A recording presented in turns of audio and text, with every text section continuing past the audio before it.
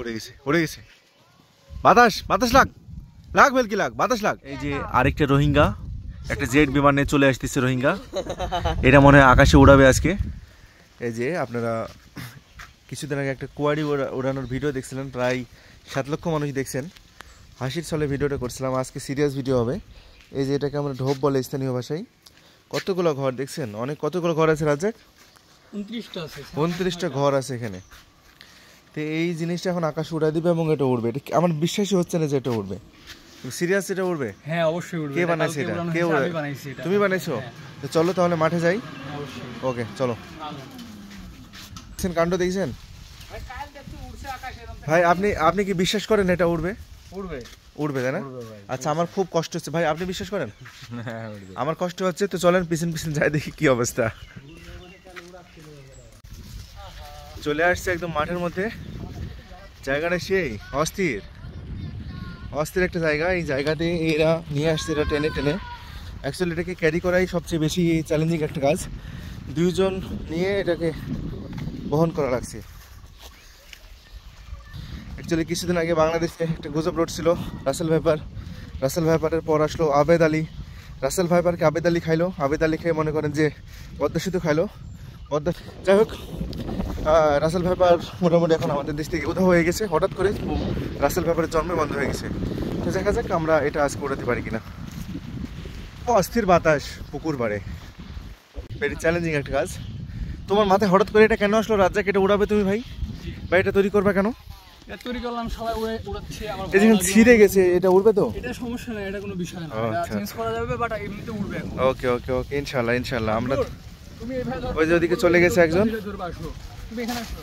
আরো 2 জন বাহিনী চলে আসছে। এই যে দেখেন 2 জন আর 2টা নিয়ে। দাদা তুমি এটা কবে বানাইলে? এটা বানাইছি 3 দিন আগে। ও অনেক দূরে চলে গেছে দড়ি ছাড়তে ছাড়তে।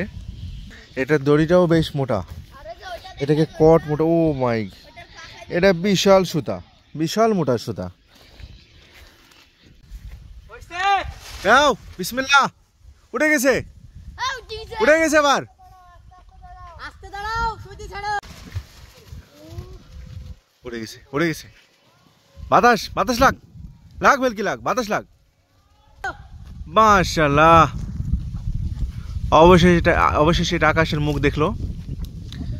নিচে ওই যে দৌড়াচ্ছে ছেলেটা দড়ি নিয়ে, কারণ এটাকে গতি দিতে হবে। জেট ইঞ্জিনের যেমন পিছন থেকে গতি পাই, এটার গতি পায় না, যার ফলে এটাকে মানুষের সৃষ্টি গতি দিতে হয়, যেন বাতাসের সংস্পর্শে গিয়ে বাতাসের শক্তিটা সে কাজে লাগাতে পারে। এটা কালকে নিচ থেকে দেখছিলাম সন্ধ্যার আগ দিয়ে, এত সুন্দর লাগছিল, খুব সুন্দর লাগছিল। এটা উপরে মনে হচ্ছে বাতাসের পরিমাণ কম, নাকি বলছো তোমরা? বাতাসের পরিমাণ কম, যার ফলে এটা আরও দড়ি ছেলে আরও অনেক দূরে চলে যাবে।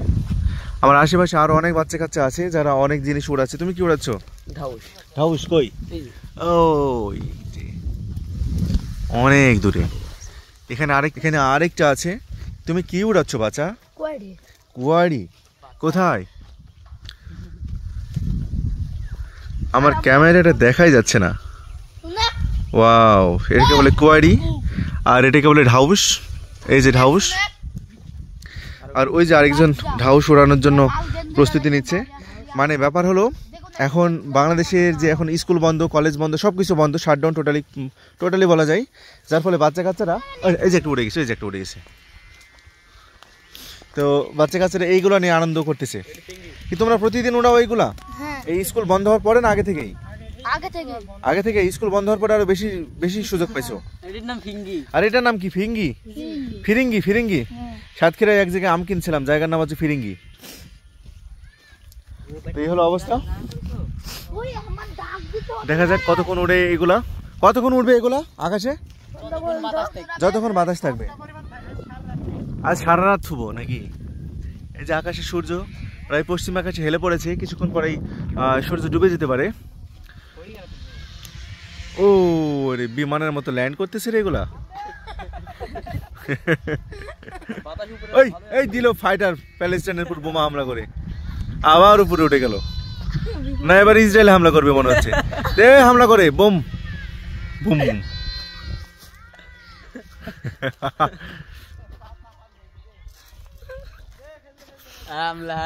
ওই যে এটা উঠতেছে, ওইটা আরো উপরে উঠে যাবে। দেখা যাক কত দূর যাই। এইগুলো যে তোমরা যখন নামাবে তখন হাত কেটে যাবে না? আর আমি যদি এই দড়িটা এখন ছেড়ে দিই, এই যে ইন্ডিয়া চলে যাবে? ইন্ডিয়া যাবে না, না? ইন্ডিয়া যাওয়ার আগে এটা ধরে ফেলতে হবে। শাহিন কুয়ারিটাকে ধরে ফেল। কই রে, দেখাই যাচ্ছে না মালটা, অনেক দূরে, আমার ক্যামেরা লেন্সে আসছে না। তো বাচ্চাদের সাথে এগুলো দেখতে হেভি লাগছে। বাচ্চা কাছে হয়ে যাবে, আরো বাচ্চা আসবে না? মাঠ ভরে যাবি? আচ্ছা আচ্ছা, অস্থির দৃশ্য হবে তো তাহলে।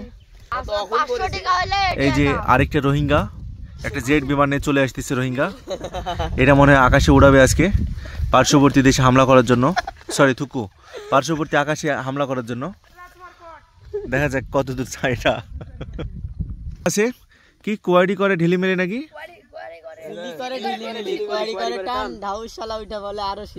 আরো শীতে আন। তাহলে ঢোপ কি বলে? কোয়ারি যদি এটি বলে তাহলে ঢোপ, ঢোপেটা নাই তো ঢোপেটা বানাই দাও। তুমি রবিগুরু কি কবিগুরু? কবিগুরু রবীন্দ্রনাথ। বেটা কোয়ারি করে সিলি মিলে নাকি? এটা বলতো, তুই জানিস না? তোর বিয়াই হবে নি, যা। এবার ফিঙ্গি উড়ে যাবে, দেখা যাক ফিঙ্গির স্পিডটা। যা যা যা, মারলো মারলো পার্শ্ববর্তী মায়ানমারে মারলো, উঠে গেছে। এটার শব্দটা অতটা তীক্ষ্ণ না, প্যাঁ করে উঠে, ওইটা ভালো লাগে। কাটা কাটা কি কাটছে? কি